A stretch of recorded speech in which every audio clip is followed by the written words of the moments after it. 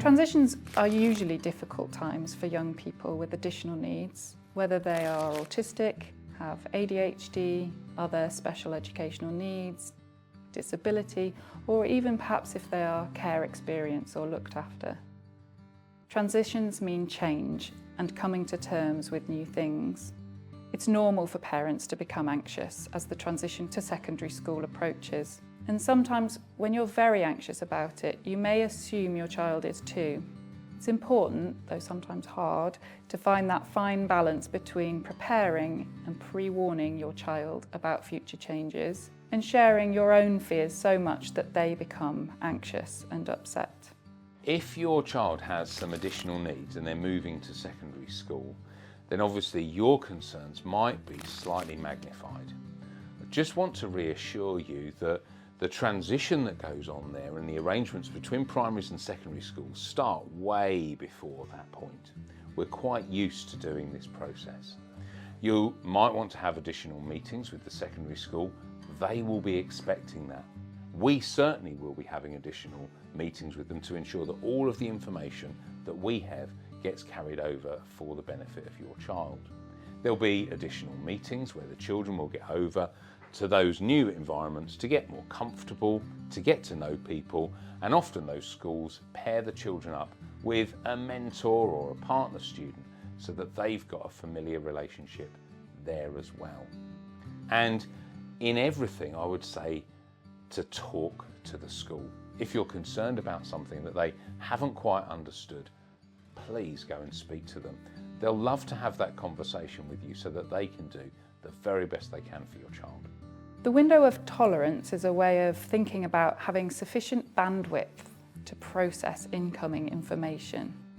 Our emotions naturally go up and down in intensity, and that's okay, that's manageable, as long as we remain within our personal window of tolerance. However, this window will get smaller the longer the person feels stressed or anxious.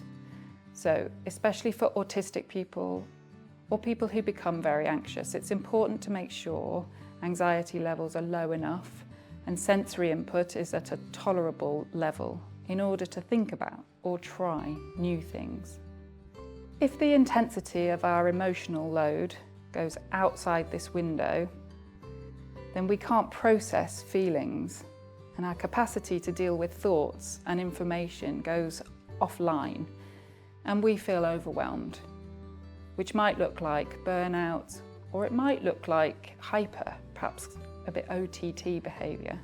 So when thinking about transitions with your child and preparing them, it can be helpful to think about how you can reduce those demands that you can control, for example at home, so that they can be in as calm a frame of mind as possible for coping with and processing all the new experiences and sensory challenges. Supporting them to talk about or work through their feelings, or sometimes just providing a safe space for recuperating and recharging will be important. It's also important to recognise that things they can manage one day may completely overwhelm them the next. This fluctuating capacity can be confusing as a parent, but it can be helpful to remember that progress may not necessarily be linear. Additionally, for you as a parent, this is likely to be a particularly worrying time. And you'll need lots of self-care as well to keep space in your mind for thinking about things from your child's perspective.